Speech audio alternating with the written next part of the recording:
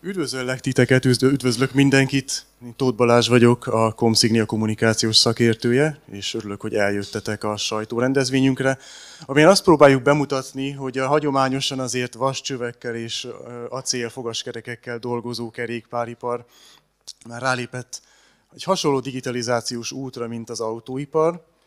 Ebben 3 cég lesz a vendégünk, a Comsignia, a GPS Tuner és a Microsec, illetve a Boston Consulting Groupot kértük fel, hogy adjon nekünk egy ilyen globálisabb kontextust arról, hogy pontosan hogy néz ki ez az egész a világban, hova halad tényleg a vascsövekből építkező kerékpáripar, és milyen jövő vár ránk városi közlekedőként. Karakas Ádámot szeretném bemutatni, és átadom neki a szót, hogy beszéljen a jövőképükről.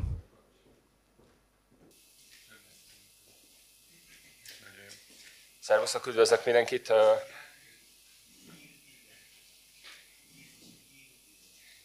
Bemutatkoznék, akkor még egyszer Karakas Ádámnak hívnak, partner vagyok a BCG-nek a budapesti irodájába.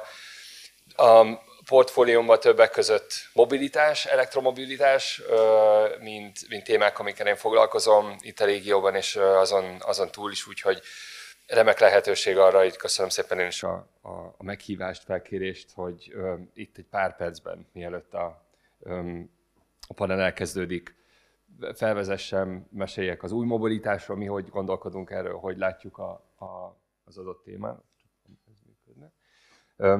Innen indulnék, tehát miért fontos nekünk a mobilitás, hogy miért szükséges erről beszélni? A globális népességnek már ma is nagy része városokban él, de ez az arány, ahogy haladunk majd előre az időben, egyre jobban növekedni fog. Mi azt látjuk, hogy több mint 70% akit mi városokban látunk 2050-re, és növekszik azoknak a megavárosoknak a száma, amiben most 30 körül nagyságrendet látunk, ez majd meg 3-szorozódik 2050-ig. Viszont ennek a közlekedésre nézve, lehet, hogy vissza kell mennem majd a laptop nyomkodós megoldáshoz. De miért fontos ez? Közlekedési szempontból rengeteg kihívással jár ez, hogy az urbanizáció egyre nagyobb arányban jelenik meg. Nem? Így jó lesz. Mert milyen problémákkal jár ez? Rengeteg időt töltünk dugóban, forgalomban. Ha csak megnézzük azt a kutatást, amit a közelmúltban mi is szemléztünk, 130 óra évente, amit dugóban töltünk. A fenntarthatósági szempontok.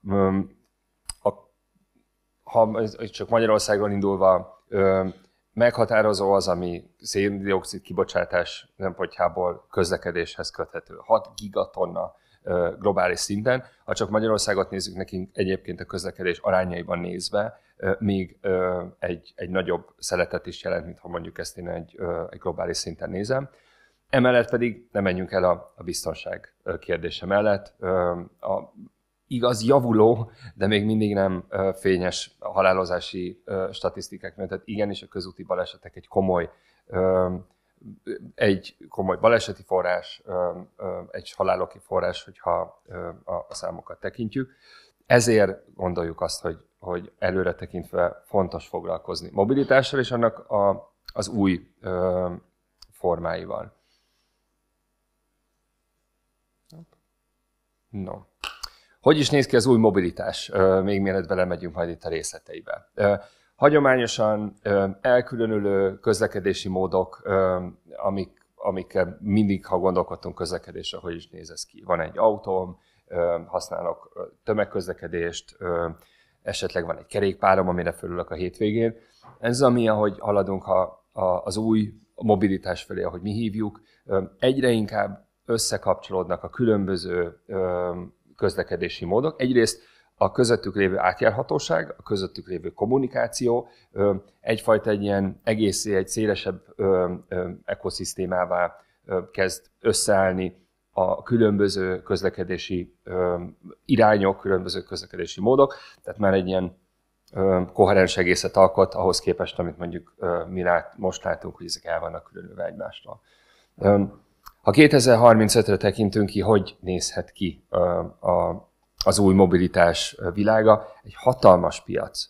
Erről mutatok majd később számokat.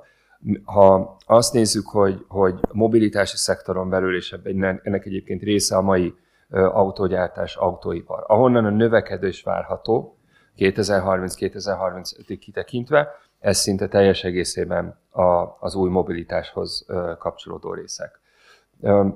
Nem csak mint üzlet, hanem mint igény, és egyre inkább megjelenik az, hogy fogyasztói oldalról, felhasználói oldalról egyre több út, egyre több utazás köthető ezekhez az új formákhoz. És a technológiai váltás is egyre inkább térbe kerül, és ez nem csak az elektromobilitás kérdése, hanem az összes többi olyan közlekedési mód, amit itt az előbb részleteiben is említettem. De mi az új mobilitás? Mik azok a közlekedési módok, ami ebbe bele tartozik? Nincs egy exakt definíció, az viszont talán erről a diáról is jól látszik, hogy nagyon széles a paletta. És széles olyan szempontból, hogy mik az oka a közlekedési módok, ami már ma is itt van és rendelkezésre áll. Mondjuk nézzük az első oszlopát, a első vagy második oszlopát is ennek a diának.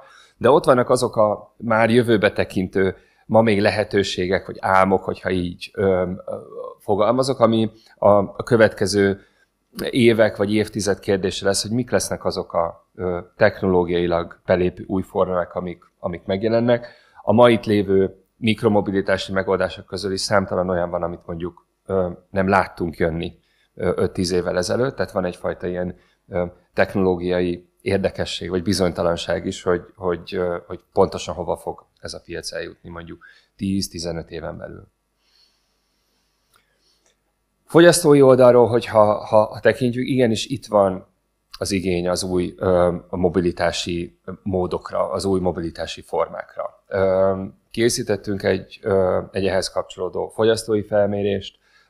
Azt látjuk, hogy a fogyasztók igenis érdekeltek, hogy kíváncsiak arra, hogy szeretnék használni ezeket az új megoldásokat. Igaz, eltérő, tehát ez szerintem mind a két oldal mutatja, hogy városszerkezettől függően egyszerűen a társadalmi, kulturális különbségek miatt más a mikromobilitás, vagy az új mobilitás iránti igény, de ha Európában nézünk, szinte mindegyik területén ez egy már látható, megjelent igény.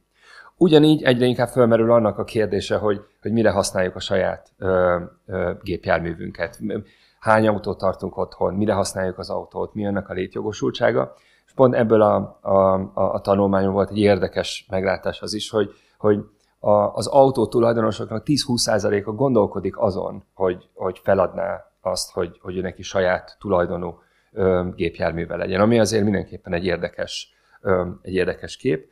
Országonként eltérő, ebben például szerintem a hazai fogyasztói preferenciák még máshol tartanak, de ennek van mi úgy látjuk, hogy van egyfajta fejlődése, és minél fejlettebb egy országnak a mobilitási rendszere, annál inkább megjelenik ez az igény, meg inkább lehetőség, hogy valaki föladja akár a saját gépjárműnek a igényét, a vágyát, hogy úgy fogalmazzak.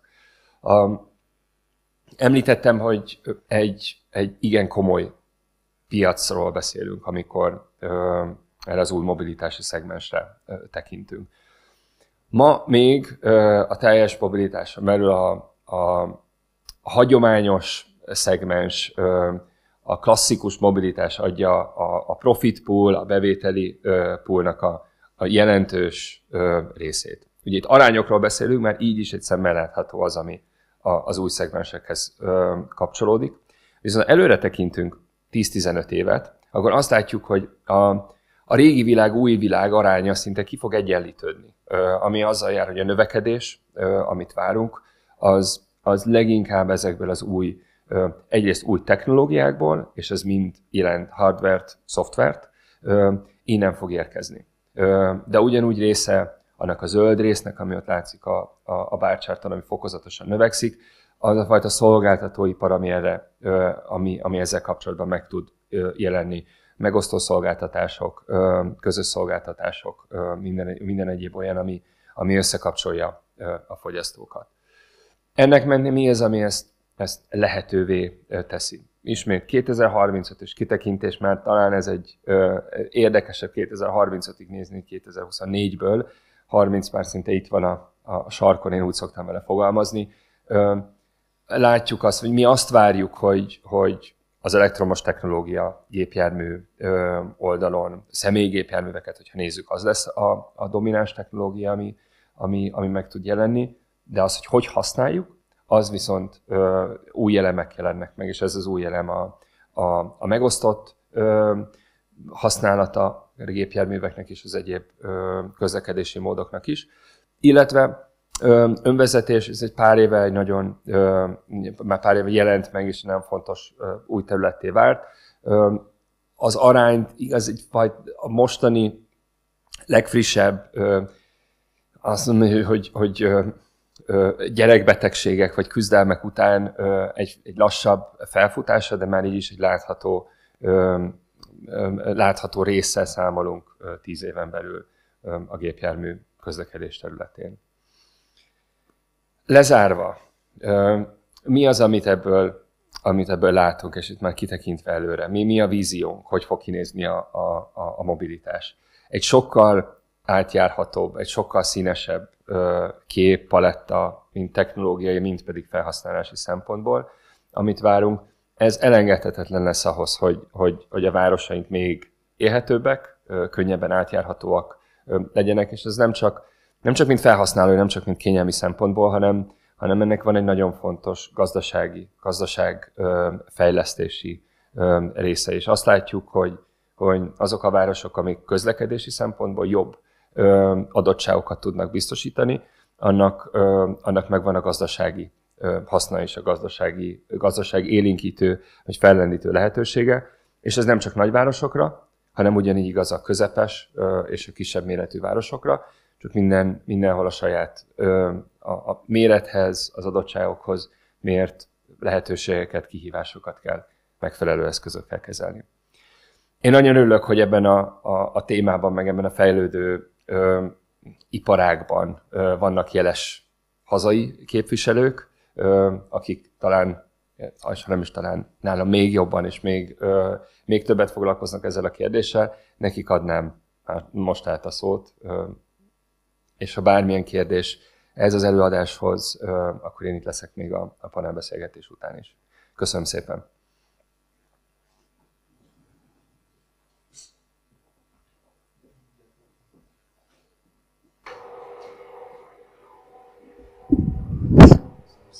Köszi szépen az előadást.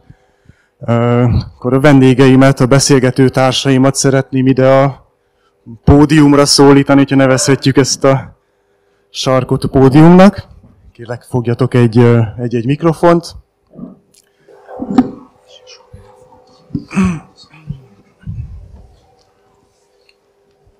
Azt hiszem, én elég jól ismerlek titeket, de majd rátok bízom, hogy bemutatkozzatok és elmondjátok, hogy most éppen mivel foglalkoztok, mivel foglalkozik a cégetek.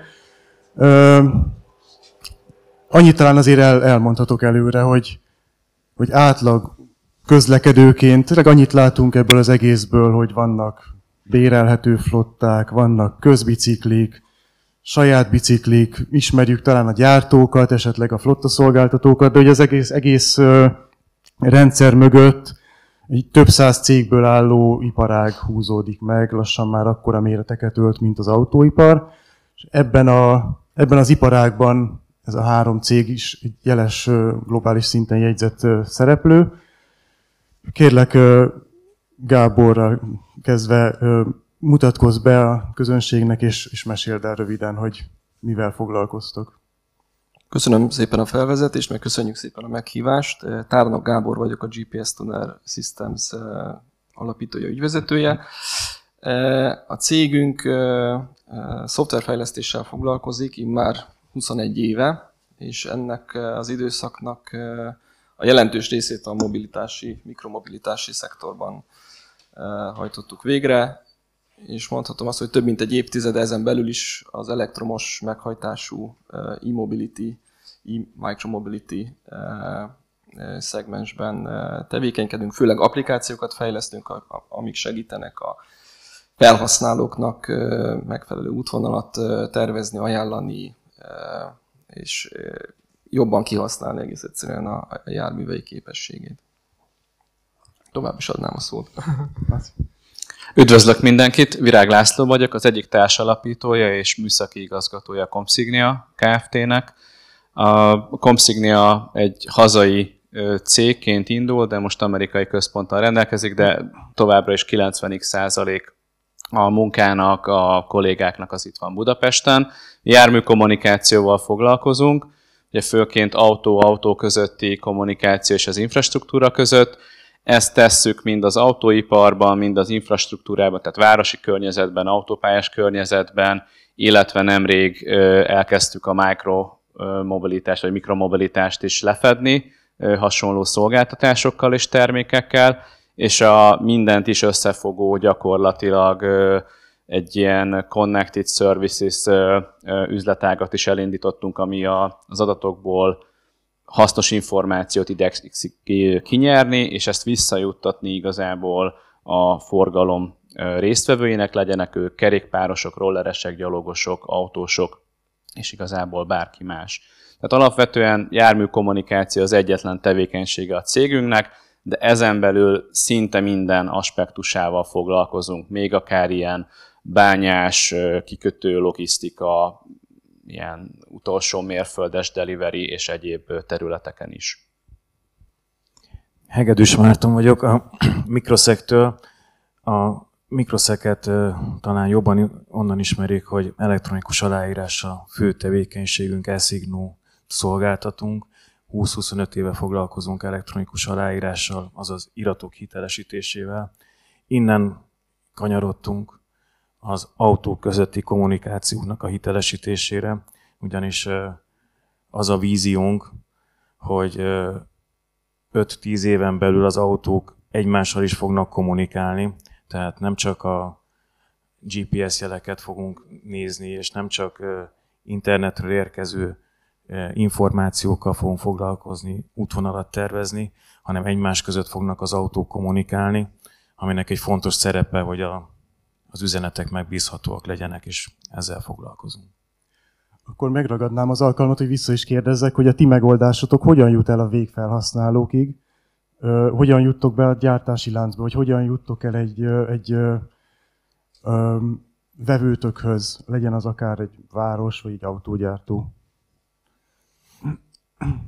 Egy picit messzebbről indulnék, ugye itt kik fognak kommunikálni egymással, vagy kik kommunikálnak már most egymással. Egyrészt vannak az úgynevezett útmenti eszközök. Itt gondolhatunk egy jelzőlámpára például, vagy egy adott esetben egy útépítésnél egy valamilyen jelen pillanatban táblára.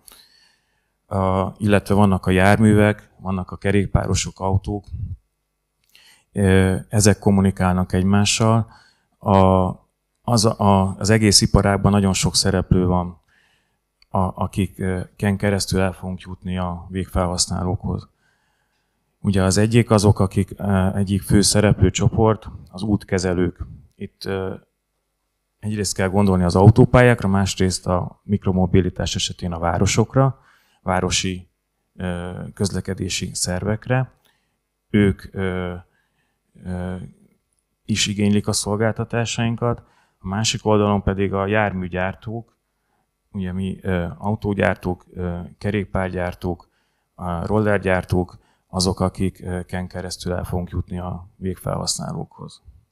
Laci, tudsz olyan példát mondani, hogy például most szóba került ugye az útfelújítás és a mikromobilitás kapcsolata, hogy amikor teszem azt, egy útkezelő valahogy kommunikálni akarna egy kerékpáros felé, akkor az, hogy nagyjából hogyan kéne elképzelnünk ezt a szituációt, és hogy mit tapasztalhat egy kerékpáros, amikor megkapja ezt a kommunikációs segítséget vagy szolgáltatást.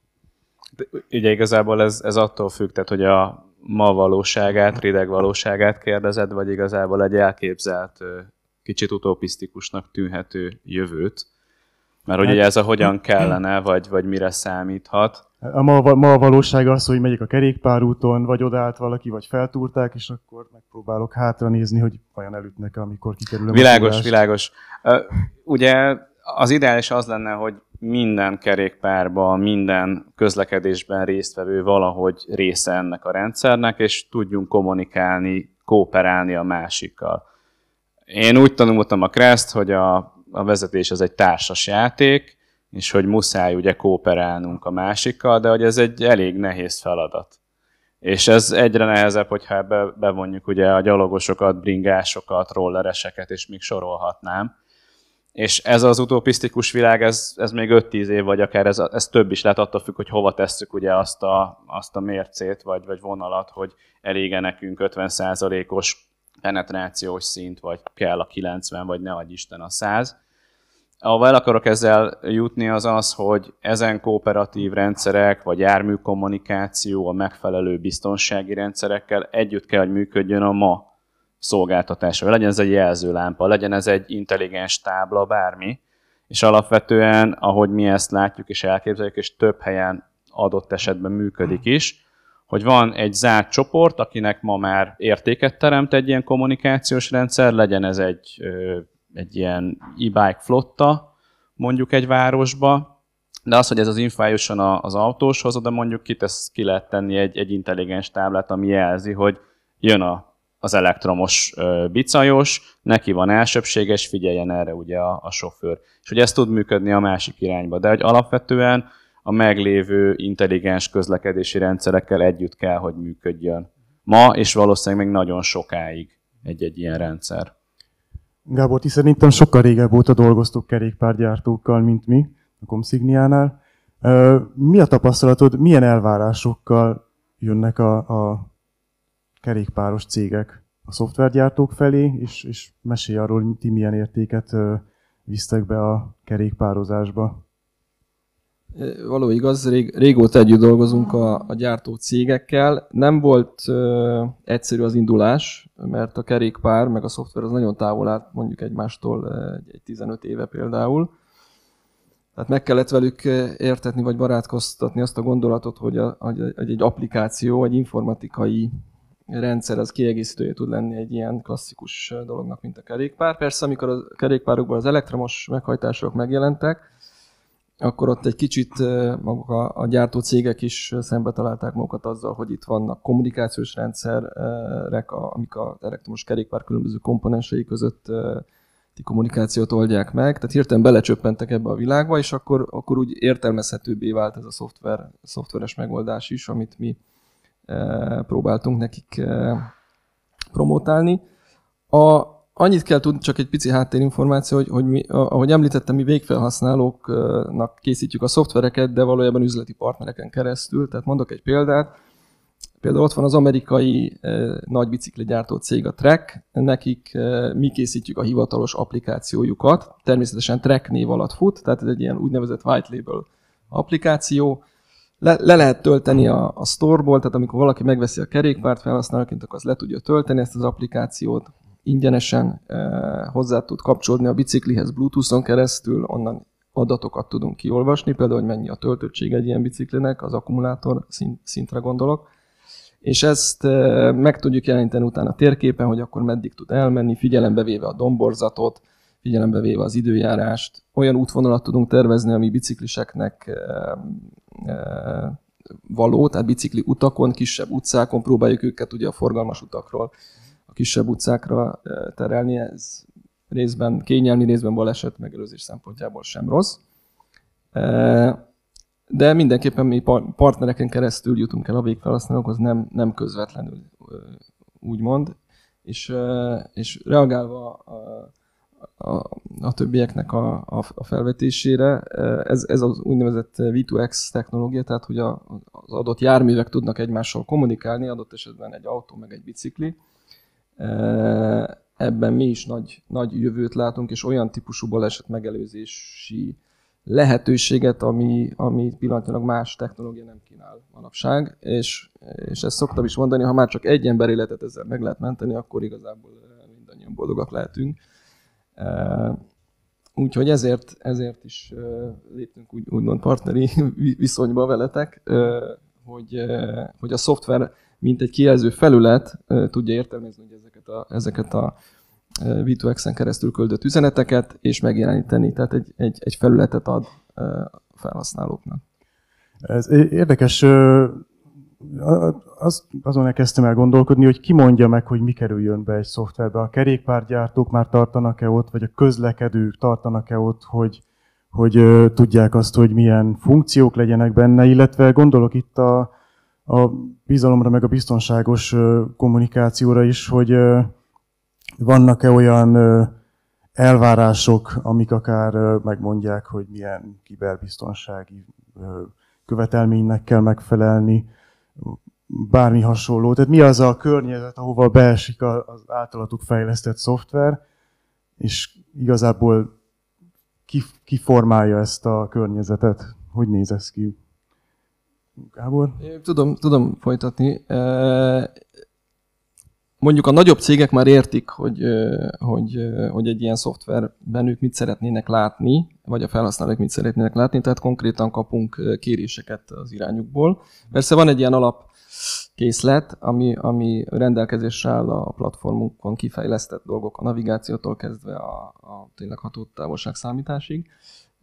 De kapunk azért kéréseket, bizonyos szenzorintegrációkat tegyünk bele az applikációba, amit szintén mondjuk az adott cég forgalmaz, hogy azt is támogassa. Vagy ha az ő célcsoportjuk az éppen a mountain bike-os közösség, akkor arra legyen kiegyezve a szoftver. Tehát ilyenek vannak. A biztonság kérdése az régen el volt egy kicsit hanyagolva, hogy így mondjam. De most elkezdtek vele foglalkozni a gyártók. Tehát most, amiken dolgozunk projektek, ott már előkerült az, hogy igenis legyen valamilyen szinten titkosítva mondjuk a Bluetooth protokoll, amin kommunikál a bicikli meg a mobiltelefon, hogy illetéktelenek ott ne avatkozzanak be, vagy az én biciklimhez ne kapcsolódjon más, és kezdje el átállítgatni. De ez még csak most indul. Tehát azt kell látni, hogy ez a biciklis vagy a bicikligyártók ilyen szinten, informatikai szinten le vannak maradva azért az autógyártókhoz képest, de kezdik azért felvenni a fonalat. Egy kicsit tovább menve igazából, hogy ugye a végfelhasználói szempontból ugye jönnek igények, meg megfogalmazódnak. Igazából amit mi általában látunk, vagy kapunk, az a beszállítói láncnak valamely része. Ez lehet akár az autógyár, vagy a bicikligyár. Itt egy olyan tehát nagyon kevés jelenleg a mintánk, mondjuk autóiparhoz, vagy az infrastruktúra oldalhoz képest, hogy milyen igények jelennek meg. De az a tendencia nagyon erősen látszódik, hogy ugye az autóiparban vannak különböző szabványok, sőt tanúsítási eljárások, belső-külső, vannak különböző konzorciumok autógyárak között, hogy ez adoptálódik az infrastruktúra oldalán. Már csak azért is, hogy egy autógyár ugye szeretne megbízható információt, jelzéseket adni a sofőrnek, a tulajdonosainak, különben nem veszik meg majd a következő modellt. És ezért szeretné azt is, hogy ami a külvilágba jön, információ, az is megbízható legyen, biztonságos legyen, nem csak formailag, tartalmilag is. És magát ezt a járműkommunikációt, ugye ez rádión kommunikál, kell egy közös nyelv, ezt szerencsére szabványok szabályozzák, Európa szerte, Egyesült Államokba, Kínába, ez a 3 fő régió van, ahol megvannak ezek a szabványok, ezt mindenkinek be kell tartania, mert különben elbeszélnének ugye az autók is egymás mellett.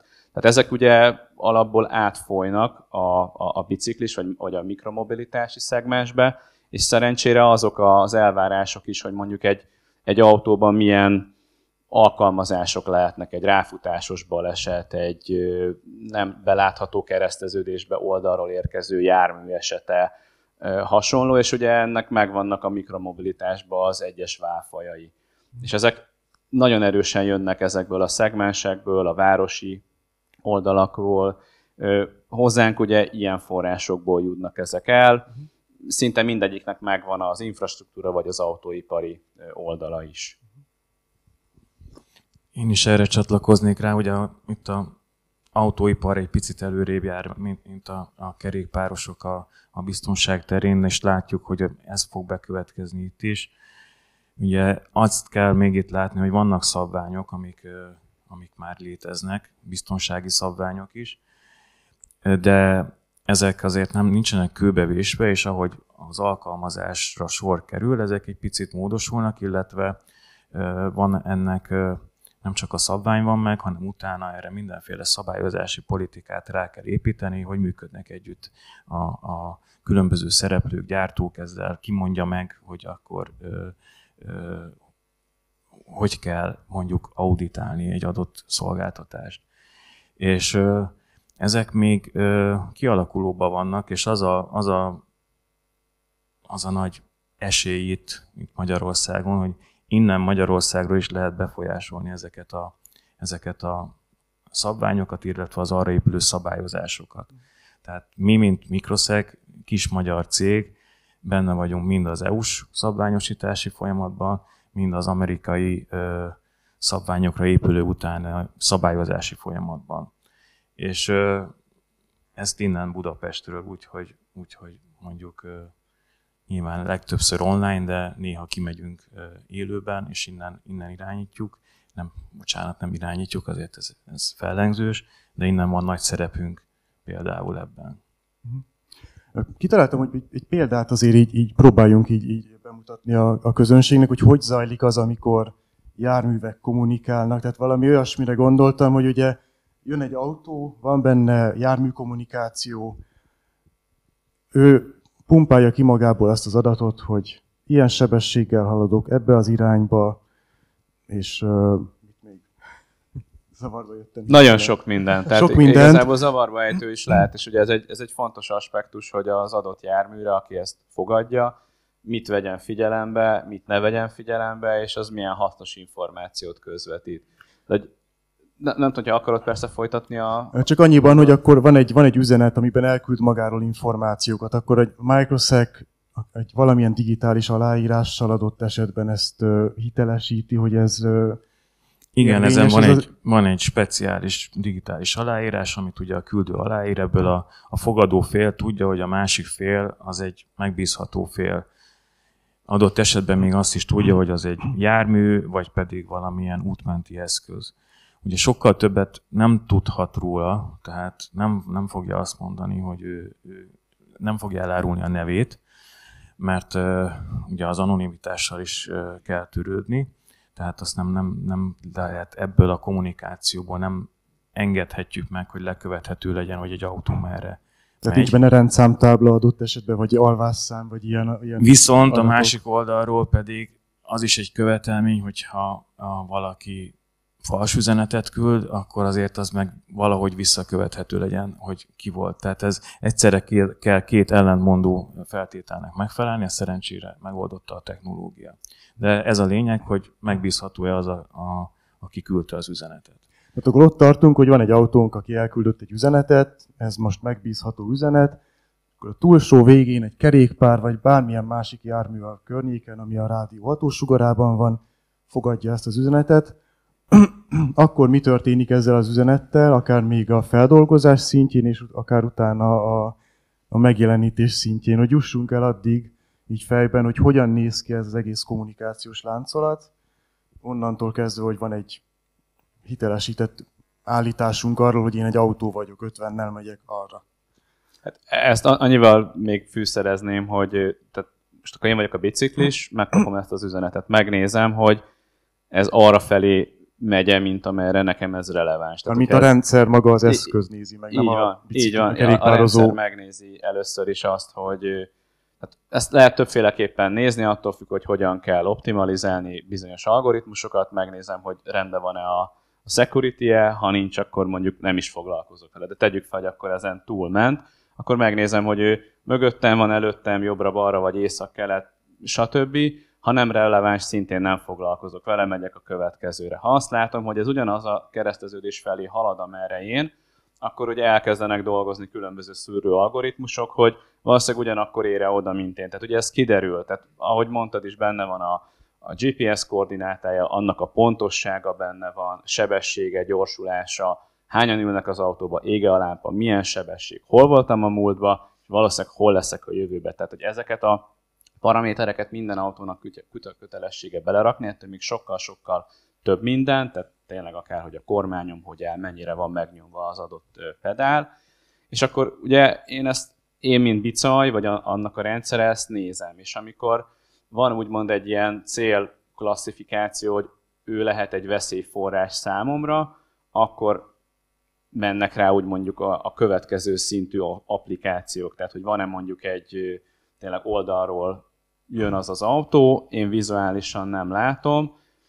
és akkor innentől az algoritmusok elkezdenek információt adni mondjuk az alkalmazási réteg felé. És itt van egy nagyon érdekes kérdés, amiben mi, mint Comsignia nem szoktunk már részt venni, hogy mikor és hogyan kell ezt az információt eljuttatni egy autót vezető embernek, egy mentőt, egy hókotrót, egy bicajt, egy rollert, mert okozhatunk több figyelemelvonást, ami nagyobb problémát okozhat, mint ugye az eredeti probléma, hogy én megyek egy kereszteződés felé, ahon jönni fog valaki. És igazából itt átadnám neked a szót, hogy tehát mi láttunk nagyon sok mindent, hogy tehát mi küldjük ezeket az információkat, ezt a rendelkezésre bocsátjuk, és általában vagy a Tier 1 beszállító, vagy maga az autógyár a belső szabályozása alapján dönti el, hogy ezt még szűri, elküldi egy másik rendszernek, kiteszi a műszerfalra, akkor az vizuális, audio, rezgés, és a többi, és a többi. De akkor át is adom neked. Igen, amit milyen demonstrációs céllal összeállítottunk, abban a mi általános ilyen biciklis navigációs szoftverünk képes kapcsolódni ehhez az úgynevezett onboard unithoz, ami a kerékpárokon van, illetve hát ugye az autóban is hasonló, Bluetooth-on keresztül. Onnan mi megkapjuk ezeket a figyelmeztetéseket, a figyelmeztetés típusát, az irányát, és akkor ezeket elég jól látható módon meg tudjuk jeleníteni az alkalmazásban, vagy éppen hang formájában tudjuk figyelmeztetni az éppen a biciklistát, hogy veszély jobbról, veszély hátulról. Tehát, hogy egy ilyen típusú figyelmeztetést kell elképzelni.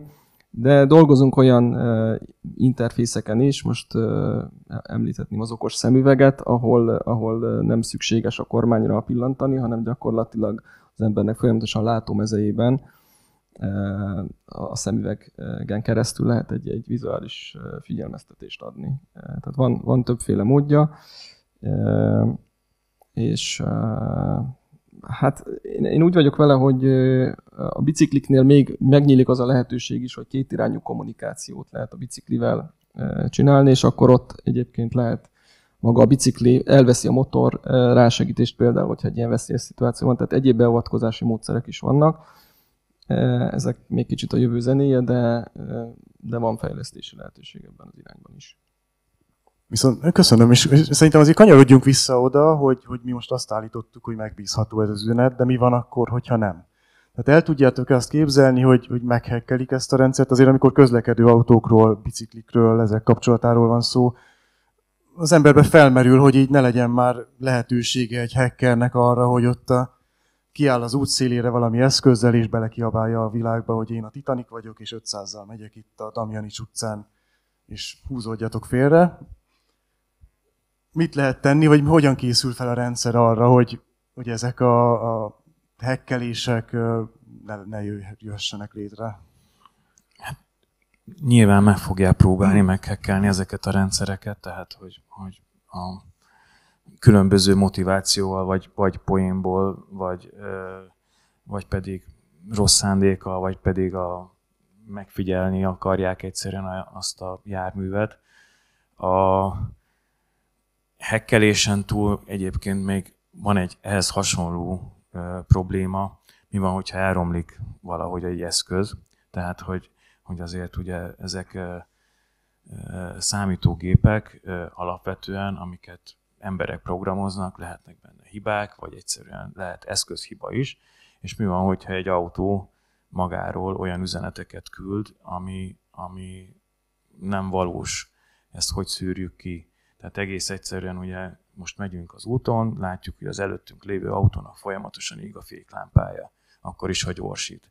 Akkor tudjuk, hogy hát ez valószínűleg elromlott, ez a féklámpa. Ugyanígy az üzeneteknél, hogyha azt broadcastolja egy autó magáról, hogy ő lassít, miközben valójában gyorsít, akkor ezt egy hibás üzenetnek kell tekinteni. És már erre is, ezen is már van a gondolkodás, ugye ez majd 5-10 év múlva lesz igazán érdekes, hogy lehet kiszűrni ezeket az üzeneteket, mi alapján lehet megmondani, hogy egy autó az többnyire fals üzeneteket küld. És hogyha többnyire fals üzeneteket küld, akkor utána valahogy meg kell jelölni, hogy őt nem szabad elfogadni. Mondjuk a mi technológiánk erre pont nagyon egyszerű, mert őre azt mondjuk, hogy ezentúl nem megbízható, és akkor egész egyszerűen, aki fogad egy ilyen üzenetet, az látja, hogy egy nem megbízható féltől jött, ami hasonló egy hackerhez, visszatérve a kérdés. Esetleg csak annyival egészítem ki, hogy ahogy tehát ez nálunk is egy nagyon fontos terület, nem is tudom, hogy ezt magyarul hogyan hívják, de mindegy, igazából, hogyha valaki nem jól viselkedik, bocsánat, hogy ezt így mondom, akkor azt ugye detektálni kell. Mi alapvetően nagyon egyszerű szituációkat szoktunk nézni, hogyha valaki meg áthágja a fizika törvényeit. Tehát egyik pillanatban itt van, a másik pillanatban ott, vagy ahogy te is mondtad, hogy gyorsít, de igazából azt mondja magára, hogy lassít. Ezeket tudjuk detektálni. Ez nagyon fontos, hogy akár tehát mi mondjuk rendszer szinten tudjuk detektálni, mert mi van, hogyha egy alrendszere romlik el a járműnek, vagy az adott útmenti egységnek, bárminek. Erre tudok is példát mondani. Volt olyan város, ahol a jelzőlámpával integrálódott ez az útmenti egységünk. A fő cél az volt, hogy elsőbbségi szolgáltatást tudjunk adni a buszoknak, hógotróknak, mentőautóknak, és egy idő után azt vettük észre, hogy a kiküldött üzenetben nekünk olyan információt kéne kiküldeni, ami a múltban van 20 másodperccel. És egy darabig ugye ezt meg tudja javítani a rendszer, de amikor ez csak csúszik, akkor ugye ez problémás, és jön az a dilemma, hogy most ezzel mit csináljunk igazából. Ugye mi kapunk egy ilyen certificate-et, vagy tanúsítványt, igazából a mi felelősségünk, hogy mi ugye szabadolunk azért az információra, amit kiküldünk, de hogy hibásat kapunk.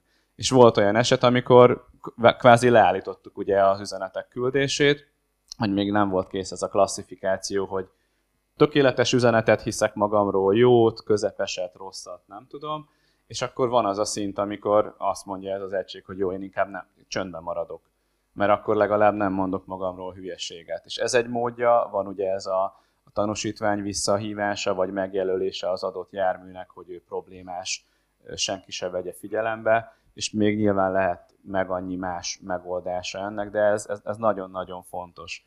Koncepcionálisan úgy tekinti az ipar, hogy jók a cyber security követelmények, de nem feltételezheti senki azt, hogy tökéletes és nem meghekkelhető. Tényleg emberek programozzák, a szabványokat is emberek írják, benne van a rendszerben, hogy valaki hibázhat, de hogy erre viszont fel kell tudni készülni, meg kell tudni mutatni, hogyha ez történik.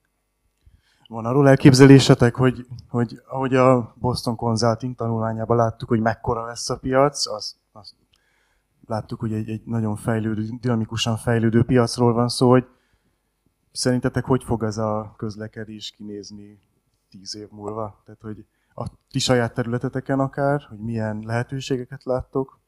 Erről van... Némi kitekintésünk van, vagy legalábbis valami jövőkép feeling. Tehát azt látjuk, hogy tehát minden jármű szegmensben, tehát az autóktól kezdve a biciklikig, a rollerekig minden elindult ugye ebbe az elektromos meghajtás irányába, és meg is jelentek új jármű típusok, amik korábban nem voltak, amik igazából az autók és a biciklik között vannak. Gondolok itt ilyen áruszállításra használható biciklikre, vagy bicikliknek kinéző, de már 4 kerekű álló. Főleg a szállító vagy szállítmányozó cégeknek, futárcégeknek jók ezek a kategóriák, amik a városi környezetben használhatóak. Sokszor rá is mehetnek ugye a bicikliutakra, kikerülve a dugókat, és sokkal gazdaságosabb a beszerzésük, meg az üzemeltetésük. Tehát ez a szegmens szerintem tovább fog erősödni. Ez most kezd éledezni, és az a meglátásunk, hogy ez egy erős szegmens lesz, és ezek a járművek továbbra is hasonló sérülékenységgel rendelkeznek, mint a biciklisták. Tehát biztonsági szempontból nagyon fontos az ő támogatásuk. Hát emellett meg, ahogy ugye láttuk az előadásból is, az egyéb járműtípusok, tehát a repülés terén is ugye kezdenek megjelenni az elektromos járművek, tehát hogy ez a teljes szegmens, nem csak a földön, hanem a vízen és a levegőben is szerintem ez folytatódni fog. Márton, nektek a német Strada kezelővel, jól tudom, van már olyan díletek, hogy ezt az autó és infrastruktúra közötti kommunikációt a ti segítségetekkel is bonyolítják.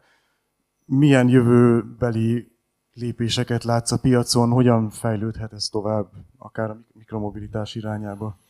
Igen, a német autópályának már 2 éve szolgáltatjuk ezt a rendszert. Náluk ez bevált és terjeszkedik, és egyrészt ki fogják terjeszteni városi fenntartású útkezelőkre, másrészt nyilván az autópályán kezdett be egy viszonylag kis számú útmenti egységet tettek ki, annak a számát folyamatosan bővítik, azokat most szerezték be, és több ezeres nagyságrendű lesz ez már Németországban. Azt látjuk, hogy minden országban, de így Magyarországon is elindultak ezek a állami vagy autópálya, vagy útkezelői projektek, ezek kezdetben, ezek most nyilván pilotprojektek, tehát ne úgy képzeljük el, hogy például a magyar projekt, hogy akkor holnap után minden útkereszteződésben lesz valamilyen útmenti egység, hanem ezek tapasztalatgyűjtési projektek. Ezek elindultak minden országba. Franciaország most írta ki a teljes országos rendszerre, erre az üzenethitelesítési rendszerre a tenderét, úgyhogy ez az egyik irány. A másik irány pedig, hogy az autógyártók, vagy közvetlenül az autógyártók, vagy a beszállítói láncon keresztül, de ők kezdtek el foglalkozni ezzel, hogy bekerüljenek a járművekbe ezek a képességek. Laci, te mit látsz?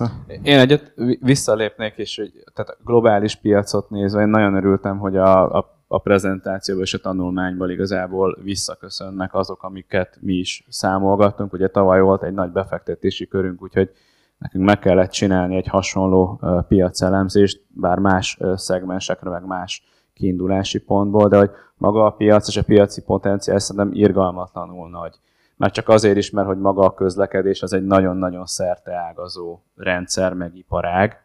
És ahogy említetted is, ugye az infrastruktúra oldal és a járművek, de például a mikromobilitás vagy e-mobilitás egy olyan szegmens, ami nagyon-nagyon és robbanásszerűen meg tud indulni. Nyilván ehhez valószínűleg kelleni fog, hogy tényleg 10 millió darab számmal gyártsák évente a járműveket, de ha erre úgy tekintünk, mint egy platform, ami platform ma már tud értéket szolgáltatni. Legyen az olyan egyszerű dolog, hogy elsőbbség a mentőnek. Meg lehet csinálni máshogy is, természetesen meg lehet csinálni, 20 féleképpen, vagy akár még többféleképpen, de hogyha valaki ilyenbe investál, és erre látunk nagyon sok példát ugye a mi konkrét üzleti tevékenységünkből, akkor arra ráépülően már nagyon könnyű mondjuk egy extra szolgáltatást csinálni. Tehát maradva ennél az elsőbbség a mentőnek, vagy a tűzoltónak, vagy a hókotrónak, kiderül, hogy ezek a járművek jelentik a legnagyobb veszélyt a bringásra, vagy a gyalogosra,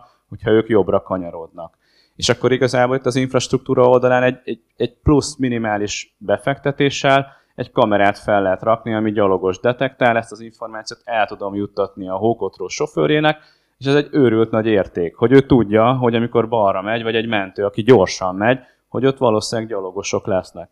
És ezzel csak arra akarok kiukadni, hogy igazából meg annyi alkalmazást lehet találni, ami valakinek fontos. Lehet, hogy ez egy olyan metrika, hogy a balesetek számát, a halálos balesetek számát kell csökkenteni, valahol ezzel lehet pénzt termelni, vagy profitot. Erre a légi közlekedésre kitérve legutóbb olyanról beszélgettünk, ha már ott vannak ezek az útmenti egységeink, akkor például az egyik ilyen szállítmányozó cégnek a drónjainak tudnánk-e korrekciós információt adni a navigációhoz. És egyébként lehet, mert hogy ezek az eszközök nem csak ugye a földfelszín közelébe kommunikálnak, hanem fölfelé is van egy 500 méter, 1 kilométer, vagy akár több, és akkor ugyanaz, aki az útmenti egységeket üzemelteti állami szinten, ott abban az államban, az Egyesült Államokban van, ő felel a légtér azon részéért.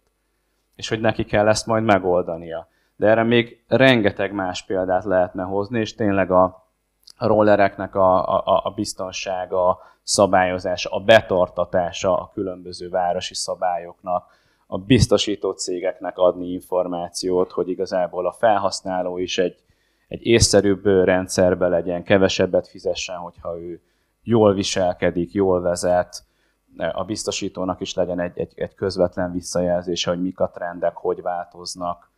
És tehát ilyen szempontból szerintem a piac az tényleg hatalmas. Nyilván a legerősebb vonulata az már említett autóipari és ugye az infrastruktúra. Tehát ez, amit már látunk, és valahol ez pilot, valahol, hát persze nem hívhatjuk egy igazi deploymentnek, mondjuk nincsenek ilyen mega városok lefedve vele, de nagyon sok olyan példát tudnék és tudok is mondani, ahol konkrét olyan céllal indult, hogy nekem ma van ez a problémám, vagy ez a két problémám, szeretném megoldani, de úgy, hogy erre én rá tudjam építeni a következő szolgáltatási rétegemet is, sőt, be szeretném vonzani az üzleti szférát és a privát szférát, akik ugye azért akarnak ide investálni és bejönni, hogy pénzt keressenek. És akkor ezzel kialakul egy olyan réteg, hogy oké, ők a közjóért vannak, ezek az alkalmazások és szolgáltatások, de hogy fölötte meg vannak ugye azok az extrák, hogy gyorsabban, biztonságosabban, stb. És ezért akkor vagy a végfelhasználó fog fizetni, vagy valamelyik ugye a szolgáltatási láncba tartozó cég. Nagyon jól hangzik ez, hogy itt Magyarországról ilyen globális piacokat építünk, de végül is hogyan lehetséges ez? Tehát kicsit a hátteréről így zárásként szerintem meséltek, hogy ti mit láttok a magyar, nem is tudom, hát munkaerőpiac az olyan hülyén hangzik, de hogy mi van itt hazánkban, ami lehetővé teszi azt, hogy a magatok területén innen kiindulva mégis a globális szabványokba bele tudjunk szólni, amerikai piacokat lefedni, globális kerékpárgyártóknak szoftvert adni a kezébe, amit aztán világszerte terjesztenek. Melyikőtök vinni először a kérdést? Hát lehet, hogy én kezdeném, mert talán a legkönnyebb helyzetben vagyunk, mert ugye szoftveres cég révén semmi nem köt minket földrajzi lokáció tekintetében. Úgyhogy ezeket a partnereket egyébként főleg kiállításokon való részvétel során tudtuk meghódítani, és amikor már az első pár nagy megvan, akkor nyilván, hogy tudja hozni a többit. Tehát amikor valamelyik gyártócégnek a versenytársánál is már van szoftver, akkor ők is rájönnek, hogy nekik is kell, tehát hogy ez így tudja magát hozni. De igen, tehát a mi szerencsés helyzetünk az, hogy valójában bárhonnan tudnánk dolgozni a világból, főleg nyugat-európai, amerikai, meg ázsiai cégekkel dolgozunk. Tehát Magyarországon is van pár kisebb projekt, de igen, tehát én globális piacon vagyunk jelen. És könnyű volt elindulni? Mármint, hogy a magyar országról A válasz, hogy nem volt könnyű, tehát egy olyan 3-4 év kellett ezeken a kiállításokon, amíg úgy próbáltuk ezt a terméket bemutatni, de mondom, ott az elején azért voltak ellenállások, tehát nem értették, hogy miért is kell szoftver egy biciklihez, vagy mi a haszna ennek az egésznek. Tehát ez egy nehéz időszak volt, az első, igen, mondjuk 3 év. Ja, folytatom nagyon szívesen. Alapvetően mi is szoftvercég vagyunk, bár van pár elektronikánk is, így minket se kötne semmi, de mégis köt. Én azért azt hiszem, hogy Magyarország eléggé versenyképes, hogyha ugye a munkaerőpiacról van szó. Főleg, nem tudom, egy Egyesült Államokhoz vagy Nyugat-Európához hasonlítva, és mellette viszont megvan az a tudás és kompetencia, amit az oktatás biztosít, vagy az itt lévő cégek, akár high-tech cégek, akár a telekomból, az IT, vagy az autóipari szegmensekből. Nagyon sok helyen találkozunk más kisebb cégekkel, vagy akár nagyobbakkal, nem is hallottunk, vagy én nem hallottam róluk, de ők is mondjuk a műszakilag az élvonalban vannak. Tehát ami egy ilyen nagyon high-tech, általában szűk szegmens, ott azért vannak Magyarországról származó mérnökök, vagy akár cégek is, és az esetünkben is így van. Tehát ugye, ahogy mondtam korábban, szerintem a mérnökeinknek közel 100%-a az itt van ugye Budapesten. és ezen nem is tervezünk változtatni jelenleg.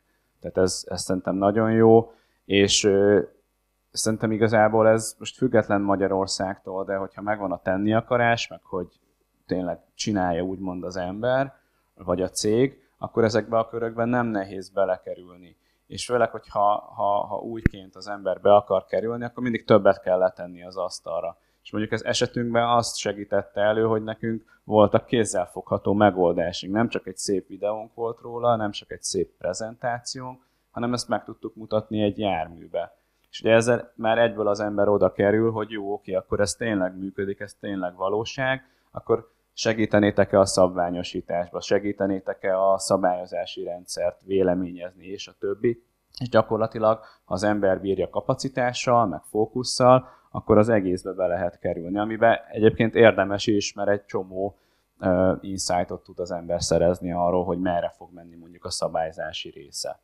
És nyilván a többi céggel együtt csinálja ezt mindenki, úgyhogy ez szerintem tök jó, és más oldalról meg azt is látjuk, hogy nagyon sokan, akik hozzánk csatlakoznak, vagy szeretnének csatlakozni, nekik még mindig ugye az autós szegmens az nagyon szexi, nagyon sokan bringáznak is, nagyon elvetemülten, vagy elszántan, tehát hogy a pozitív értelemben. Benne van ugye az IT rész, és ezen kombinációk, ezek tényleg olyanok, amit szerintem most jelenleg máshol nem nagyon lehet így megtalálni. Jelenleg ennek élvezzük a gyümölcsét, hogy gyakorlatilag legyen az valaki cybersecurity-ba elmélyülve, valószínűleg vezet, valószínűleg bringázik, vagy közlekedik valahogy, egy csomó problémával szembesül, ha szeretné jobbá tenni egy picit is, akkor megtalálja ezt, de szerintem erre nálatok is meg annyi példa lenne, de ez ugyanúgy igaz az IT-ra, vagy a hálózati kommunikációra, vagy telekomra, nem beszélve az automotív és autóipari szegmest. Csak egyetérteni tudok az előttem szólókkal, meg csatlakozni hozzá. Ugye az is mutatja, hogy megvan itt a kompetencia Magyarországon, hogy egyre több külföldi cég telepít ide különböző kompetencia központokat. Van, amikor ennek örülünk, van, amikor nem örülünk, amikor elviszi az egy pár kollégánkat, akkor nem szoktunk örülni. De azt, hogy milyen a képzés Magyarországon, az például a mi esetünkben az is pont alátámasztja, hogy nálunk ez az egész terület egy diplomamunkából indult. Ugye adunk egyetemistáknak diplomamunka lehetőséget, és ami valamennyire kapcsolódik hozzánk, és az egyik egyetemista annyira jól megírta ezt, hogy akkor utána felkeltette az érdeklődésünket, hogy akkor jó, akkor lehet, hogy ezzel érdemes foglalkozni. És akkor így indult ez a terület nálunk. Tehát megvan a megfelelő utánpótlás képzés. Ezt örömmel hallom. Illetve most kinyitnám egy kicsit a kört, hogy ne csak én kérdezzek, hanem ti is kérdezhessetek. Én körbe rohangálok a mikrofonnal, hogy biztosan jól hallható legyen a kérdés. Hogyha esetleg jelentkeztek, jelzitek, hogy valami még kimaradt, ami nem tiszta, vagy szeretnétek még információt, kérdezzetek.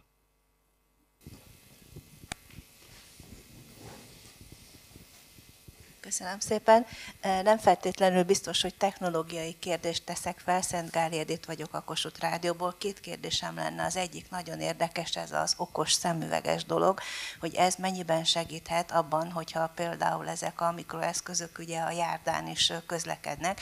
Engem már majdnem többször elütöttek, ilyenkor jó lett volna nekem egy okos szemüveg, hogy most valaki balról majd beelőz, véletlenül se lépjek ki balra például. De ez még lehet, hogy a sci-fi világa, tehát ez egyáltalán hol tart, ezzel számolnak-e, erre gondolnak-e. Egyébként pedig nem esett szó arról, nyilván mindenről nem lehet beszélni, de mennyire elégedettek most azzal a szabályozással, mondjuk így esetleg mikromobilitási kresszel, amelyik létezik, nem tudom, hogy létezik-e, rollerekre, meg ezekre az egyéb járművekre, tehát hogy ez a dolog rendben van-e, mert lehet-e úgy szabályozni, vagy lehet-e úgy fejleszteni, lehet-e úgy programokat írni, szoftvereket írni, hogyha tulajdonképpen nincs egy alapvető szabályozás, mert akkor állandóan a váratlanra kell felkészülnöm, tehát a váratlan helyzetekre kell felkészülnöm, vagy pedig kifejezetten most ezek a programok a váratlan helyzetekre készülnek adott eleve. Hát most egyelőre ez az, ami most így, mint nem feltétlenül autóst, illetve még az is érdekelne, hogy nem értettem pontosan, mert hogy kívülálló vagyok, hogy az autó ad jelzést a biciklinek, hogy jövök 50-nel itt oldalról, vagy pedig a biciklistől is érkezik információ az autósnak, hogy hopp, mindjárt itt leszek melletted, és eléd vágok, vagy valami ilyesmi. Tehát mennyire kétirányú ez az információ áramlás. Elnézést, hogyha esetleg ilyen kicsit gyakorlatilag.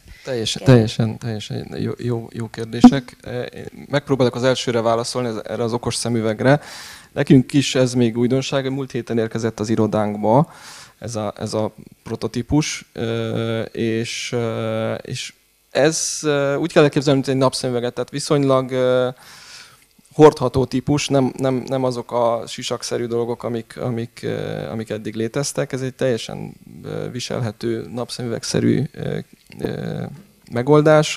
A látómezőben úgy középen lebegve információkat tudunk megjeleníteni, akár szöveges, akár grafikus információkat, és ez ugye lehetőséget ad sokféle jelzésre, de maga a szemüveg az csak egy kijelző, tehát itt a szoftvertől, mondjuk az adott esetben egy applikációtól, ami a telefonunkon fut, attól függ, hogy mit jelentünk meg rajta, és elképzelhető egy olyan megoldás.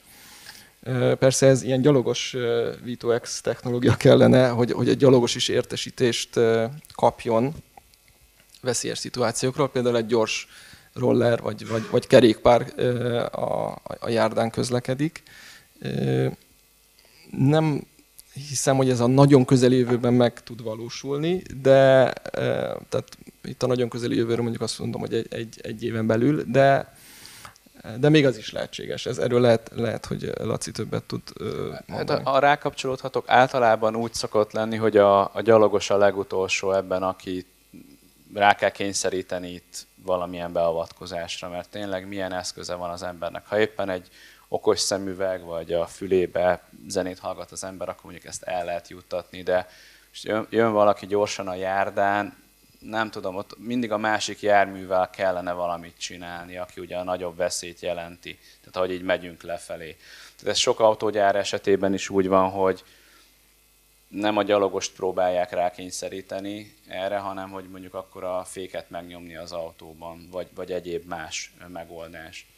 Erre ilyen nagyon extrém példát tudok hozni, hogy Las Vegas városában is van egy telepítésünk, és az önvezető autóflotta használja ezt navigációs dolgokra, és egyszer a város megkeresett minket azzal, hogy hát az emberek elkezdték felismerni ezeket az önvezető autókat, és tesztelik őket úgy, hogy kiugranak elé. És hogy lehetne megakadályozni ugye a gyalogosokat ebbe, és akkor viccesen mondtuk, hogy hát egy kerítés esetleg, vagy valami hasonló, de hogy ugye nyilván azt is átvágnák, és ez egy olyan, hogyha itt valaki ezt a rendszert meg akarja kerülni, gyalogosként meg fogja tudni. Sok esetben tényleg nem az van, hogy itt a gyalogosra fókuszálunk, ha csak nem mondjuk látásukban korlátozottak, vagy tolószék, vagy ilyesmi, mert például ott megvan az előny, hogy ők általában viselnek valamilyen segédberendezést, ami segíti az ő mindennapjaikat. Például olyat csináltunk, hogy az óra különböző mód rezeg, hogyha keresztezés közelében van, és valaki átmenne a piros lámpán. Tehát egy ilyet például csináltunk. De az, hogy egy univerzálisan bárkit, aki a járdán közlekedő gyalogos, az egy jó kérdés, és ott szerintem az igazi kérdés az, hogy kell erre igazából szolgáltatást adni, vagy itt a rollerekbe kell beépíteni azokat a biztonsági mechanizmusokat, hogy ha valaki gyorsan akar menni, akkor nem mehessen, mert érzékeli a rendszer, hogy ő járdán van. Vagy ugyanez a biciklisre, és a többi. És bocsánat, csak annyi az utolsó kérdés, a kommunikáció az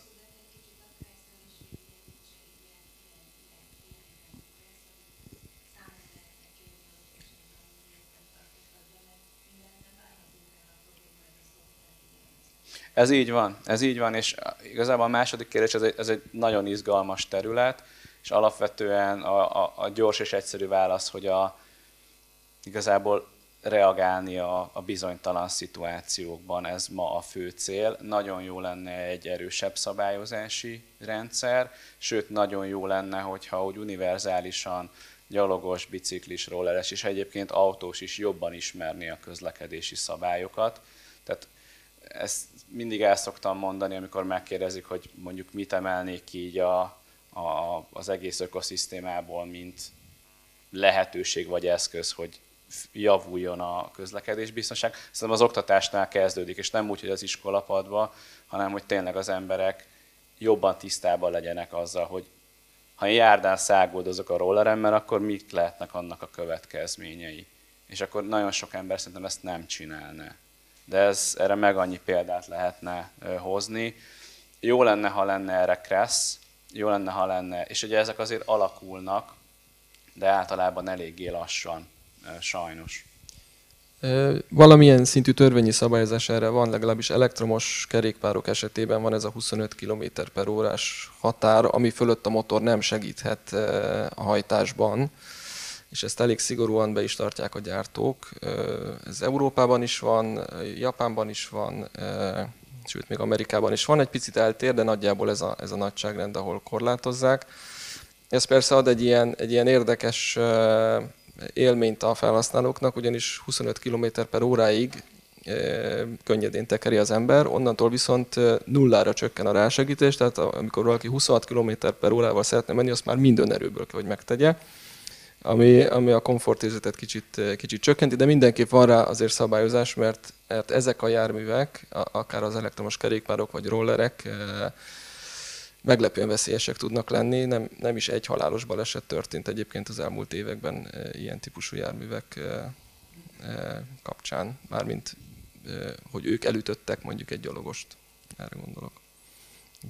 Úgyhogy jogos, és pont a rollerek az egy ilyen határterület, tehát ott most még nincs is teljesen egységes álláspont az európai országokon belül sem, hogy pontosan hol mehetnek, az autós forgalomba kell, hogy részt vegyenek, vagy használhatják esetleg a biciklisávokat is, tehát hogy ez még kialakulóban van. Sziasztok! Szentgóz Ágos vagyok a Totálkártól.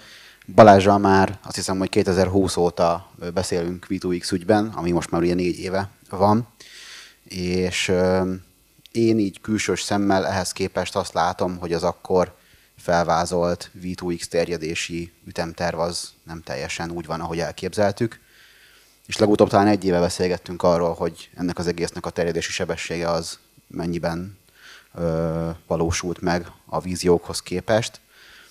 Szerintetek hogy állunk? Tehát, hogy amit mondjuk pár éve ti láttatok, vagy gondoltatok, ahhoz képest ez így rendben van-e, vagy kicsit lassabb, mint gondoltátok, vagy talán gyorsabb? Illetve ennek kapcsán, hogy szerintetek szükséges-e valamilyen módon a törvényi szabályozással motiválni, vagy akár kényszeríteni a különféle autógyártókat, beszállítókat, kerékpárgyártókat, infrastruktúrafejlesztőket és bárkit, hogy ilyeneket telepítsenek a saját hálózatukba. Lehet, hogy gyorsan válaszolok is erre, hogy mi a sebesség, ez lassabb, mint amire számítottunk, tehát hogy ezt alapvetően teljesen jól látod és érzékeled, ezt mi is érzékeljük. Ez egy olyan globális trend, amire nincs nagyon ráhatásunk, sajnos. Ez mondjuk autóipart jelent, tehát itt azt látjuk, hogy lassabban történik, mint amire számítottunk. Ellenben a jó hír az, hogy mi házon belül is tudjuk, hogy nekünk van 5 olyan megnyert programunk, ami ugye tömeggyártási program és autógyár V2X-el szerelt járműveket fog európai, kínai és majd amerikai utakra ugye gyártani. Viszont ahol meglepetésként sokkal gyorsabb a fejlődés, vagy akár a telepítés, ez az infrastruktúra oldal. És főleg mondjuk az Egyesült Államok, de szerintem Európa sincsen ebben lemaradva. És bár ilyen szigetszerű vagy pilotszerűnek tűnik, de mégis így az, hogy arra megy rá mindenki, hogy értéket teremtsen egy ilyen kisebb régióba, tehát ha most én telepítek 400 keresztezésbe ilyen rendszert, akkor nem azért van, hogy én egy tudományos eredményt akarok justifikálni, vagy volt rá egy állami támogatásom, és elkölthettem a pénzt, hanem hogy az mivel teszi, és hogyan teszi jobbá a polgároknak az életét. Tehát ezen az oldalon van egy iszonyatos gyorsulás, már csak azért is, mert több kormány emögé beáll, és oké, ezek támogatások, de mégis például az Egyesült Államokban őrült nagy támogatási pénzekről beszélünk, amivel elő szeretnék segíteni az infrastruktúra felépülését a járművek számára, és ugye minden más közlekedő számára. A szabályozás oldal nagyon jó lenne, ha lenne erre törvényi szabályozás, tehát itt én is nem akarok senkinek a szájába adni semmit, de hogy mondjuk egy biztonsági öv nélkül el tudunk-e képzelni ma egy autót, vagy akár más ugye, biztonsági berendezés. Azért azt tudjuk például a légzsákról, vagy pontosan a biztonsági övről, hogy talán a légzsák előbb volt egy csomó amerikai autóban, mert nem volt kötelező, és ugye a kirepülő embert próbálták mindenféle hatalmas légzsákokkal bent tartani az autóba, meg megvédeni, és ott is igazából az segített drasztikusan lecsökkenteni a balesetek vagy halálesetek számát, hogy ugye ezt kötelezővé tették. Tehát ideálisan ez kellene. Őszintén szóval nem tudom, hogy ez meg fog-e történni, és hogy mikor fog megtörténni, de szerencsére például van ez a Euro NCAP, ugye, ami a biztonsági osztályozása egy autónak, senki se akar gyártani, se venni 5 csillagnál rosszabb töréstesztű autót.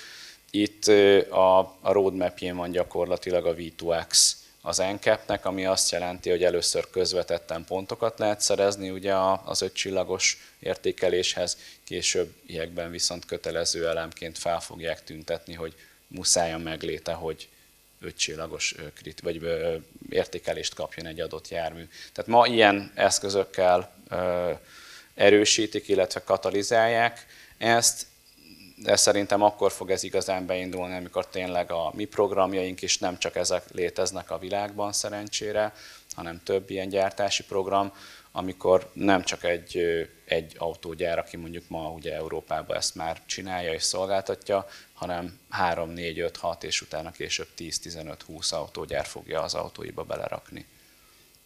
Remélem, hogy ez nagyjából választ a kérdésre.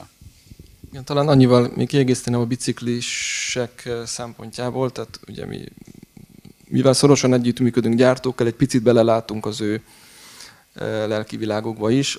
A biztonság egyébként ott is elsődleges, pláne azért, mert egy biciklis sokkal sérülékenyebb teremtmény, és kezdve a okos biciklis sisaktól kezdve a bike radarig, amit ugye hátulra föl lehet szerelni, és akkor az érzékeli, hogyha mögöttem jönnek autók, tud figyelmeztetni. Tehát ezek már ott vannak, bent vannak, és szerintem maguk a biciklisek is szeretik ezeket a védelmi eszközöket. A V2X-be is szerintem hajlandóak lennének beszállni ezek a nagy bicikligyártók.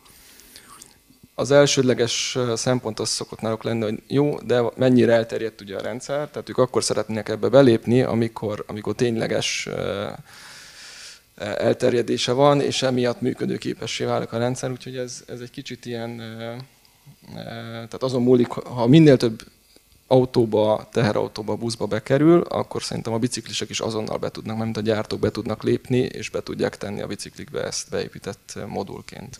Ez egyébként abszolút így van, annyit tennék hozzá, hogy ez egy örök dilemma, ugye, hogy akkor mi legyen előbb, infrastruktúra, autó, most akkor biciklis vagy autó, és amivel ennek az élét ki lehet venni, és ezt nem csak mi tesszük, hanem szerencsére mások, hogy bevonjuk a jelzőlámpát, a hurokérzékelőt, a kamerákat, a radarokat, ami mondjuk csak gyalogost érzékel, vagy akár a nyomógombot, és gyakorlatilag a nem digitalizált, mozgó objektumokat, azokat el tudjuk juttatni mondjuk az olyan jármű vagy bicikli felhasználóknak, akiknek van a fedélzetén ilyen.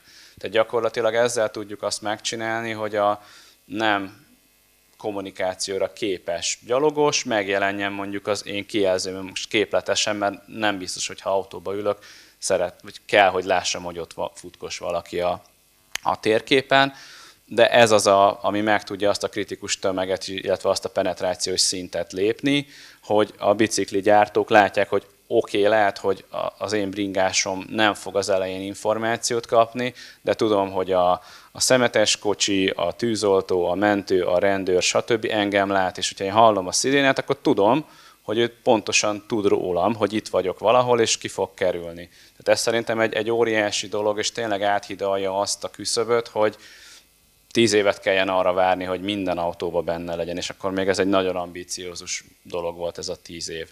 De ha a városban vagy az út mentén ott a kamera, és egyébként ott van, tehát hogy ezek a rendszerek ténylegesen ott vannak, csak az információ az a központba bejut, történik egy baleset, akkor azt kiértékelik, valamit változtatnak, és a többi. De ugye ezt valós időben is meg lehetne tenni. És tényleg, hogyha egy nagy bicikligyár, és egyébként szerencsére vannak ilyen konzorciumok, ahol benne is van mondjuk a legnagyobb ilyen elektromos hajtáslánc gyártó cég, meg még több bicikligyártó is, azzal a céllal, hogy ők nem akarnak addig várni, amíg az összes autógyár a Volkswagen-tel, a Stellantison keresztül, a GM, Ford, Toyota, mindenki ezt meglépi. Hanem, hogy hol vannak azok a városok, azok a régiók, ahol sok a bringás, sok a e-mobilitást használó felhasználó, és ott hogyan lehet az infrastruktúra oldalról ezt a hézagot, vagy ezt a hiányt igazából bepótolni. És erre szerencsére nagyon-nagyon sok példát tudnánk hozni. És egyébként itt jön még kritikusabb az információ megbízhatósága, meg ugye maga a biztonság is, hogy ha én látok valamit egy kamerán keresztül, mennyire megbízható az egy autóipari szempontból. Kell-e reagáljon a kocsim?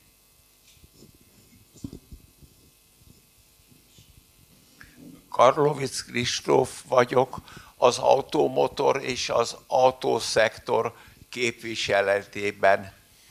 Egy hiányosságot fedeztem fel.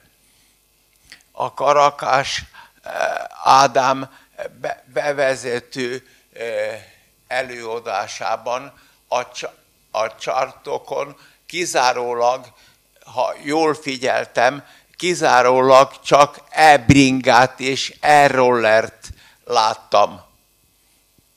Még nem haltunk ki teljesen olyan sportemberek, akik emberi erővel mozognak. Én is kértem a családomtól e-bringát a 100. születésnapomra.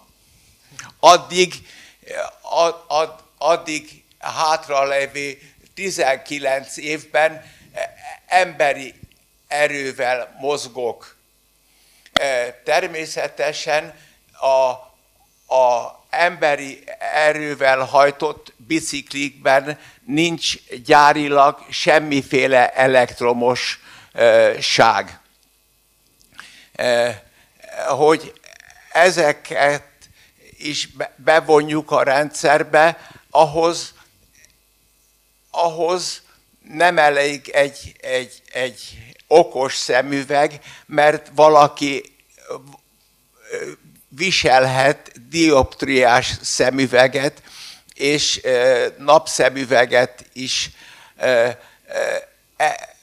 Az ilyen emberek bevonásához egy jó okostelefon applikáció kellene. Van ilyen, vagy készül ilyen? Igen, értem a kérdést, és egy kicsit a kritikát is az elektromos bicikliket illetően. A jó hír az, hogy az elektromos biciklikkel is azért lehetőség nyílik a mozgásra, tehát nem egy elektromos motorkerékpárról van szó, hanem ugyanúgy azért hajtani kell, be lehet állítani, hogy mekkora legyen a rásegítés mértéke a 0-tól a 100%-ig, tehát hogy ez csak egy segítség sokaknak, de nálunk is a cégben nagyon sokan bicikliznek, és valaki elektromos biciklit szeret használni, de sokan egyébként a hagyományos kerékpárokat. Applikáció szinten mind a kettő, például amit mi applikációkat készítünk, mind a két típus támogatva van, tehát tudunk normál, hagyományos biciklikre való útvonalat javasolni, meg külön az elektromosokra is, nyilván az elektromos kerékpároknál az a lényeg, hogy ott minél tovább ez a rásegítés megmaradhasson, tehát ne feltétlen vigyük fel a hegynek fölfelé. Kényelmesebb legyen az utazás vele, ott ez az elsődleges szempont. Az okos szemüveggel kapcsolatban annak nincs közvetlen összeköttetése a kerékpárral, tehát hogy ott az csak a mobiltelefontól függ, az egy plusz kijelzési felület, hogy így mondjam, egy plusz képernyő, amit az ember láthat, de ugyanazt vetítjük rá ki, amit egyébként az applikációban kiszámolunk, tehát ilyen tekintetben rá is lehet tenni a kormányra ezt az applikációt, vagy ezt a telefont, és akkor ott nézni az applikáción ezeket a figyelmeztetéseket. Nyilván ennek alapfeltét, hogy a bicikli be legyen kötve ugye ebbe a V2X rendszerbe, amihez még egy plusz eszközt fel kell szerelni a bicikli, és valamennyi tápellátást kell biztosítani. Ez az applikáció már letölthető? Ez az applikáció már letölthető bizonyos, most egyelőre ami letölthető nekünk, az elektromos kerékpárokhoz van kifejlesztve, tehát kell hozzá egy elektromos kerékpár, amivel csatlakozni tud. Régebben volt olyan is, ami nem elektromos kerékpárokhoz volt való, hanem túrázáshoz, meg biciklizéshez, vitorlázáshoz, tehát mindenféle sporttevékenységhez lehetett használni. Ez most jelen pillanatban átalakítás alatt van, tehát ez majd kicsit később talán piacra tudjuk dobni. Azt hiszem, picit elvesztettem a fonalat, de így a V2X kapcsán lehet, hogy Lacinak... Igen, lehet, hogy annyi, hogy van itt egy közös demonstrációnk, ez nem egy olyan piacérett terméket tartalmaz jelenleg, illetve tartalmaz azt is, de a biciklis és a rolleres koncepcióra ez egy ilyen késő prototípus fázisban lévő eszköz. A tervünk az, hogy ez ne csak e-bike-on vagy e-biciklin tudjon működni, hanem igazából bárhol, tehát ennek megfelelően kicsinek, egyszerűnek, hordozhatónak kell lennie, mert igen, tehát hogy egyre népszerűbb az e-bike, de nagyon sokan, köztük magamat is beleértve, én a hagyományos biciklit preferálom, mert hogy az a kevés idő, amíg mozgok, az legyen mozgás, ne csak úgy érezzem, hogy száguldozok, ugye? Egyébként nagyon-nagyon szuper egy ilyen e-bicikli, de mindegy. Tehát, hogy ezt meg tudjuk mutatni, ez nem olyan, hogy itt most kimegyünk az utcára, és akkor minden rollerbe ez lesz, vagy minden e-bike-ba. Hatalmas tömegeket mozgat még ma is meg a hagyományos kerékpár, nagyon-nagyon helyesen. Őket is ugye be kell ide vonni. Ez az egyik módja. A másik, amit az előbb említettem, hogy egy kamerarendszer, vagy úgymond az infrastruktúra, az úgy is tud engem védeni, hogy ha akarom, ha nem. És lehet, hogy nem akarom, de hogy akkor is az a kamera engem látni fog, és megmondja az autósnak, hogy lassítson. Vagy csak szól, hogy én ott megyek, és a bokor mögül majd elő fogok kerülni. Ha van rajtam ilyen jármű kommunikációs eszköz, ha van okostelefon applikációm, ha nincs. Tehát szerintem ennek meg kell jelennie, de úgy kell megjelennie. Én mindig azt szoktam mondani, hogy mi akkor végezzük jól a munkánkat, hogyha rólunk nem tud senki. Hogy a mi rendszerünk ugye az a háttérbe fut, és hogyha a háttérbe jól működik, akkor nem lesz baleset, nem lesz halálos baleset, és a többi, és a többi. Nem vagyunk még ott, sajnos, de remélem, hogy a közeljövőben ott fogunk tartani. Azt a lehetőséget szeretném felkínálni mindenkinek, hogy nálunk házon belül ugye a fejlesztés miatt van vagy 50 különböző típusú e-bike, úgyhogy aki ott a Vérmező út felé jár, és beugrik hozzánk, nagyon szívesen leviszünk egy biciklit, és ki lehet próbálni, hogy milyen élményt nyújt. És hát ennyi, ez csak egy lehetőség. Tehát aki úgy gondolja, az nyugodtan keressen meg minket, és ki lehet mindenfélét próbálni, ami ott nálunk van. Dalos Péter vagyok, BKK Mobilitás Fejlesztési Igazgatóság, és itt rácsatlakozva Pupunak a gondolataira, nekünk is nagyon fontos az inkluzivitás. Nagyon sokat foglalkozunk az aktív mobilitással, tehát gyaloglással, kerékpározással, sőt, urbanisztikai szemléletben azokkal a városi funkciókkal is, amiknek látszólag semmi köze nincsen a mobilitáshoz.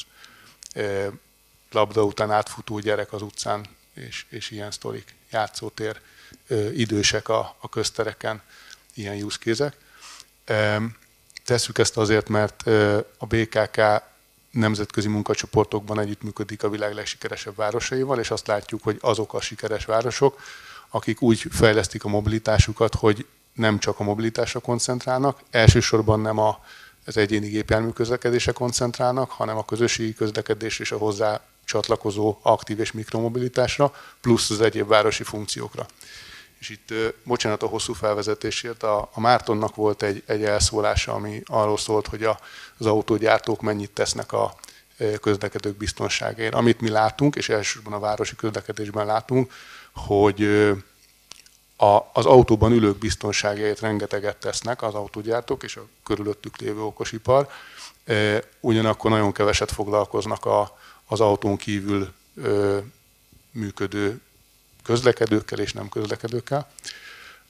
A mi vonatkozó stratégiáinknak a két legfontosabb célkitűzése a jó városokkal összhangban, hogy minél kevesebb egyéni gépjármű forgalom legyen, illetve hogy a megmaradó egyéni gépjármű forgalom, egyéni gépjárművek minél lassabban menjenek.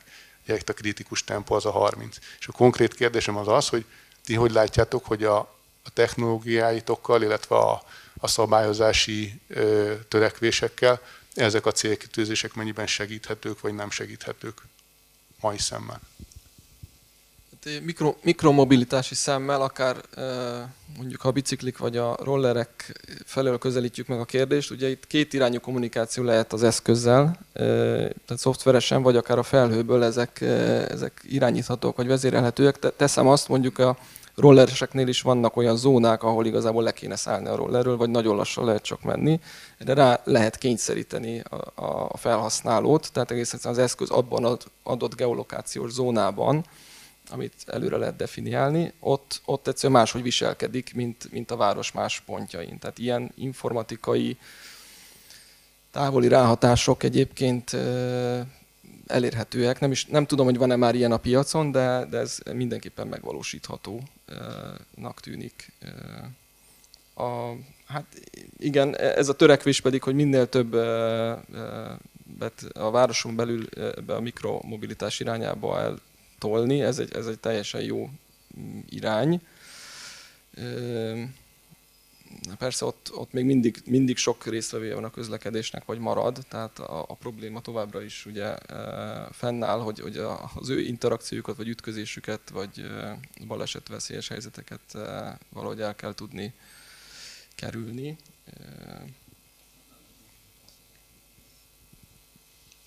Hát ugye azzal egyetértek, hogy a városokban egyébként valószínűleg a sebességkorlátozás a legüdvösebb út a baleseteknek a számának a csökkentéséhez, illetve a kimenetelének a hatásainak a csökkentéséhez. És nyilván utána bármilyen technológiát is adunk a bringások és az autósoknak a kezébe, utána azt használni kell, illetve azt figyelni kell. Ugye a GPS-eknél is az volt még pár évvel ezelőtt, mostanában azért már sokkal kevésbé van, hogy mondja, hogy menjek arra, de hát ott nincsen utca, meg nem tudok bekanyarodni. Tehát, hogy felül kell tudni bírálni kezedbe a technológiát, aztán utána majd egyre jobb lesz a technológia is, amikor már kinő a gyerekcipőből. Alapvetően ugye a járművek közti, biciklisek és autók közti közlekedés azokat a holt helyzeteket akarja elsősorban megszüntetni, vagy azokban segíteni, amikor mondjuk párhuzamosan közlekedik az autó a bicikliúttal, és jobbra kanyarodik az autó, ugye ez egy tipikus baleset, és akkor elüti a biciklist, vagy belemegy a biciklis az autóba. Ez 30 km/óránál is lehet, vagy még ott is lehet, hogy sőt, ugye nagyobb tempónál talán még kevésbé lehet, mert akkor az autós jobban látja a bicikliseket, nem tudja megelőzni a biciklis az autót. Kisebb tempónál már a biciklis meg tudja előzni az autót, tehát azért is kell akár technológiával is segíteni ezeknek a baleseteknek a elkerülését. Én a feltett kérdésre nagyon egyszerűen is szeretnék válaszolni, hogy amit mi csinálunk, platform vagy technológia, járműkommunikáció, az abszolút képes erre. Itt az a kérdés, hogy felhasználói oldalon vagy autógyár oldalán ezt hogyan használják és hogyan élnek vele. Amit említettél, statisztika, az szerintem tényleg látszik, hogy alapvetően romlanak a baleseti, meg a halálozási mutatók, meg ahogy ezt láthattuk a prezentációból is. Az egy nagyon érdekes dolog, hogy az autógyárak tényleg nem fókuszáltak nagyon az utastéren kívüli világra. Viszont ott elértek egy olyan szintet, hogy ténylegesen csökkent a balesetek és a halálos esetek száma, viszont teljes mértékben meg nőtt, ami annak tudható be, hogy egyre több ugye a biciklissel, gyalogossal való ütközés, és ezért ez egyre fontosabbá vált számukra. Ezt azért tudom, mert akikkel mi együtt dolgozunk, sok esetben városi környezetben, ők igenis szeretnék eljuttatni a biciklisről az információt a sofőrnek. Igenis szeretnék azt az imást felépíteni, hogy ő nekik persze fontos az autó tulajdonosa, az utasok, a sofőr, de az is nagyon-nagyon fontos, hogy ő nem fogja elütni a biciklist, nem fogja elütni a gyalogost, és ugye sérülékeny útfelhasználóként nem tudunk mindenkire sisakot tenni, meg mindenféle módon megvédeni, csak preemptíven lehet, tehát el kell kerülni ezt a balesetet. És ugye erre tényleg lehet a kamera, lehet a radar, lehet a lidar, azzal a limitációval, hogy úgy lát, mint az emberi szám, mint egy sofőr.